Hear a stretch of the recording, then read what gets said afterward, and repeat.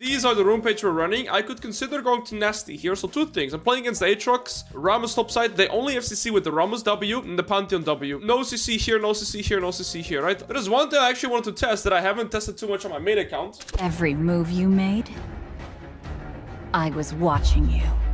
If you are serious about improving and climbing to your desired league rank, you're in the right place. I've worked on laying out 2 courses that will help you in all aspects to improve. One is about all the fundamentals for the laning phase, and the other one goes in depth on tempo and the mid to late.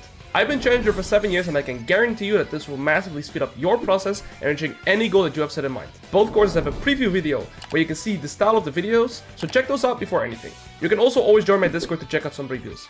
Alright, let's get into the video. My idea this game, when I'm looking at enemy draft, is they have physical damage here. Rammus is mixed kind of, but I think mostly magic damage. And then we have magic damage, physical damage, physical damage. However, none of them have true damage, right? So I really like resistances a lot.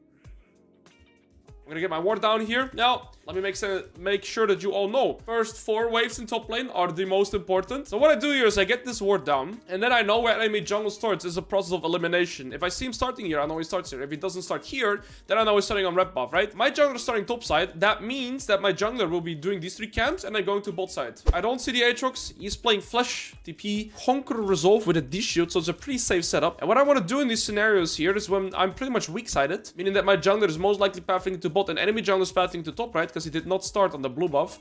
I want to do or manage my waves in a way where I'm not gankable early. Wow, he actually got all 3. That's pretty impressive. So what I'm going to do here in this scenario is do a second wave crash for multiple reasons. Aatrox really hates playing against second wave crash because he really struggles with farming in the early game under third. He's going to lose some of these. He lost that one, for example. He might lose some more here.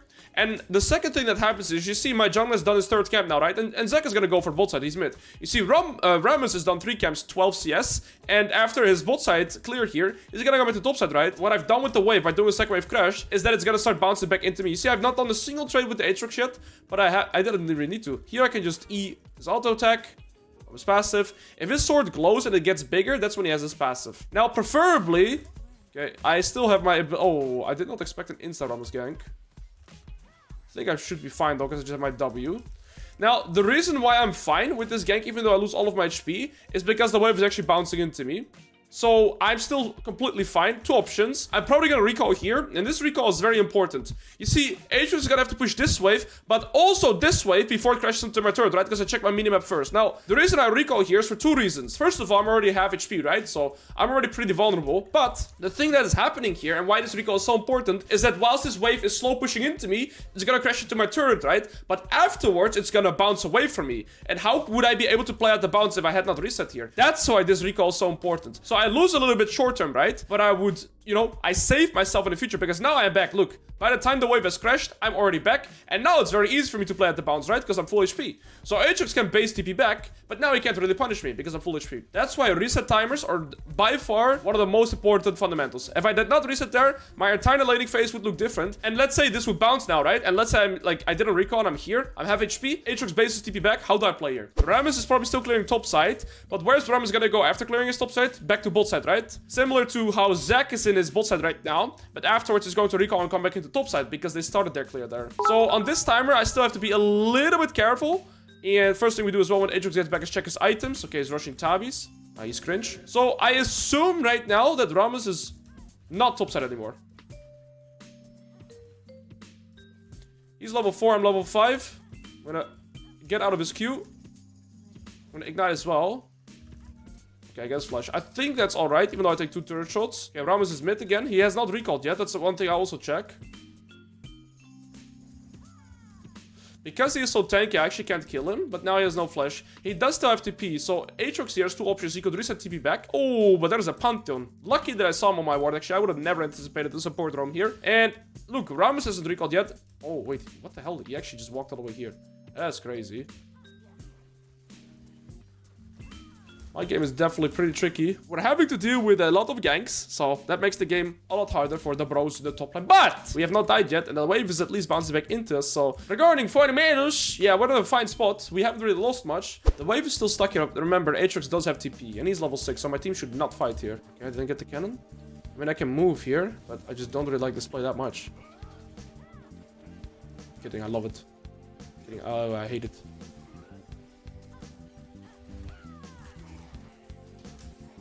I need to somehow get my level 6, but I can't. No, I hate it. I'm just gonna walk away, okay? Azir, don't look at me, please. Please stop hitting me. Like, please don't have your abilities and stuff. Riven? Riven just run in. That's what I did, bro. And I almost died. And I lose my entire wave now. They might try and dive me.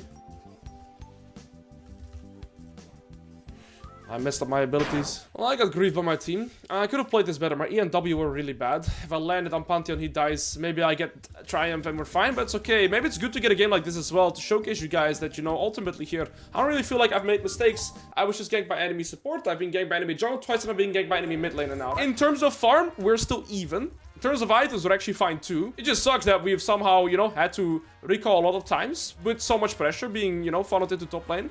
But it's okay, we're still even. The way I want to approach trade patterns is I usually want to use my E on his second Q and try to dodge his first Q. If I do that, the trade is fine. If he ever E's into me, he has no fallback tools anymore. So I kind of want to bait his E out. There I use my E because I'm out of his range. His Pantheon is everywhere on the map, but at least my bot lane is getting ahead in CS, so that's good. I want to get his bone plating out first if I can.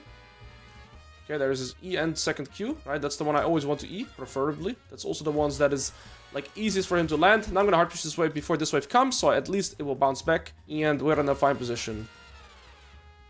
I want to try and force a small trade right here. Get his bone plating out. You see, when he holds his sword like that, like in the air, that's when he has his passive, right? So his first auto attack is empowered, heals him, and deals more damage. So this wave is bouncing back into me as long as I don't hit it. There's go. This trade will be fine for me. Because he E into me, right? And I was in a fine position. Okay, he has no flash, I have ignite. Oh, he has no E. If he walks up here.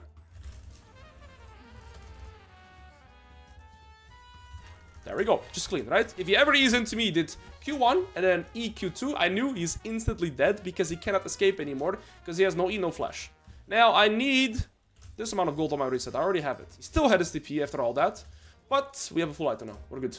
Oh, that sucks. In terms of 1v1, I am stronger now. It's pretty hard to force fights though, because Rammus and Pantheon are still playing around the top side. And since I don't have ult and ignite, my idea on this wave is just hard push it to avoid any ganks. Now, after hard pushing this wave, it will also start bouncing back into me, so I'm not forced to, you know, walk up for anything. I bought Sweeper as well, because usually when I finish my first item, I'd like to deny vision instead of playing vision for myself. I didn't even explain that, my bad there. And everybody says -1 on the cannon. Now, I'm not sure of the Azir, and I think Pantheon could come. Okay, got his flash. I gotta dodge some abilities here. I have 12 Conquer stacks already here, so I deal a lot of damage. I'm gonna flash here, because Aatrox wants to go here. Everybody's 1 HP. No, I hate my life. Cardscape press ult. I definitely could have played that a lot more optimal, huh? Let me just go mid. Maybe I can get the food turret. Bot lane died.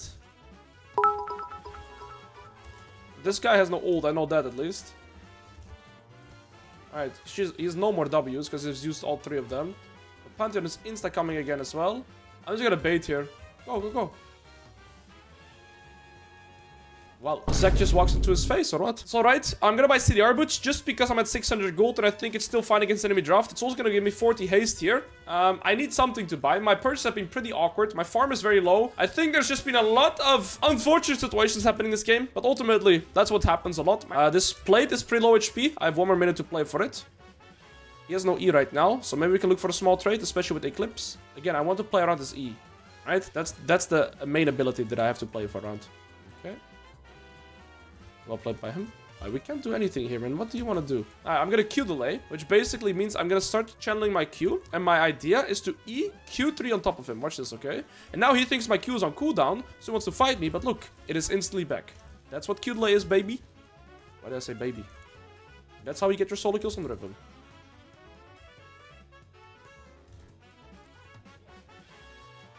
First example of Q delay.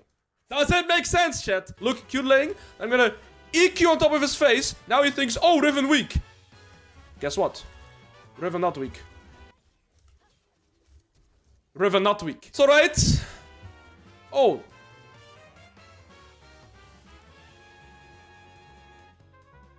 Man, what a fiesta. That hit me. I can outplay him if I Q delay. I'm also very close to level 11. Alright, I'm gonna outplay him just with Q delay to show you guys what I mean, okay? So I'm full Q delaying here. And then I'm gonna Q3 on top of him.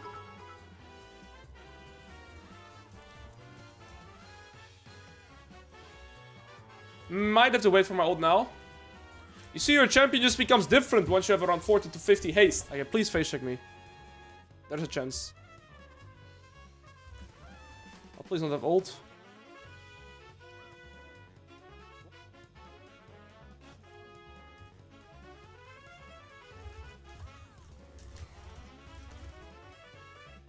Suck it! I played around my Eclipse Shield, by the way. I knew if I, like, let myself get tanked, I would hit the Rammus twice. I get my Eclipse Shield, I'd kill them. This guy's no flash, right? Remember, chat. What do? Q delay. I'm permanently cycling my Qs and hoping he's gonna go for a last hit when I can EQ3 in. So right here, it's a perfect timer. And I have my Q back, so I'm actually fine to fight here. There we go.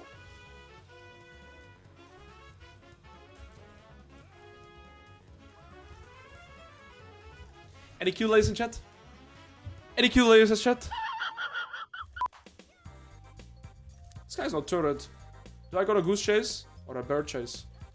We have Sunnet Sky now too? Yes, fast combo is not hard. See, the tricky part is the timing of the Q delay, right? You see, now I can permanently cycle my Qs. I have 55 haste.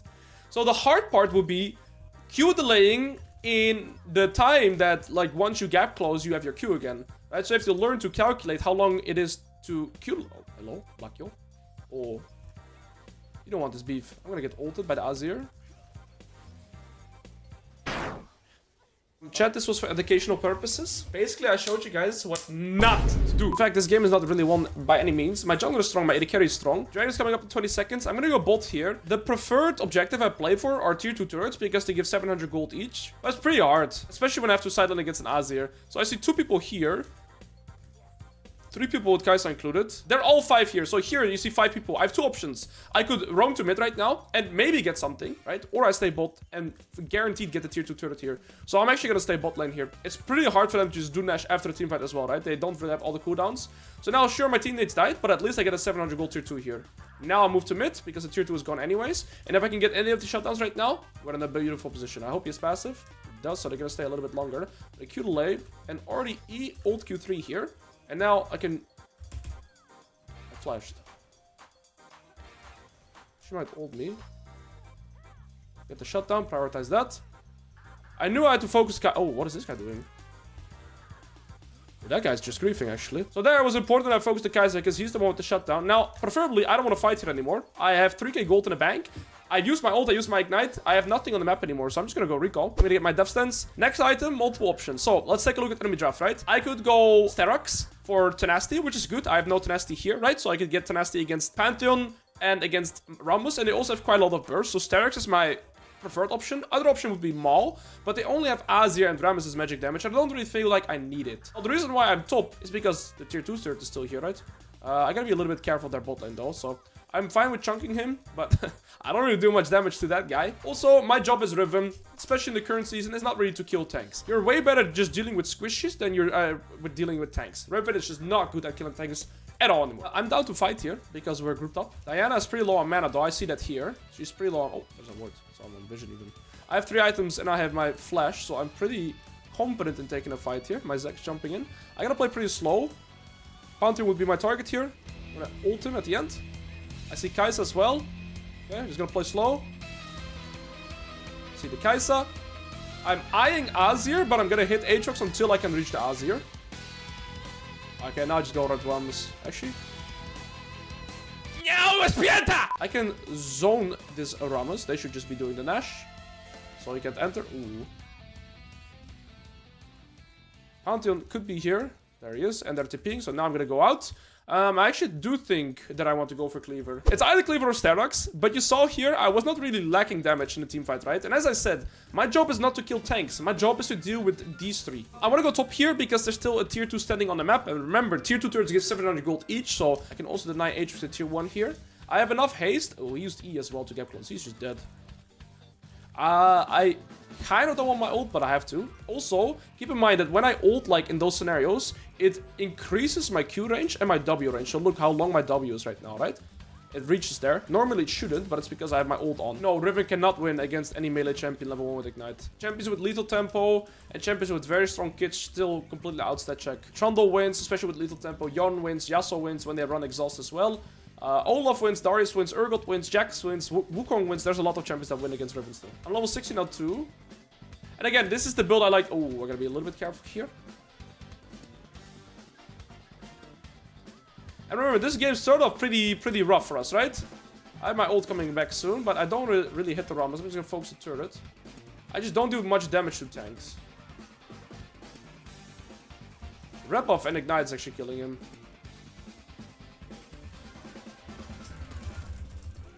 That guy too.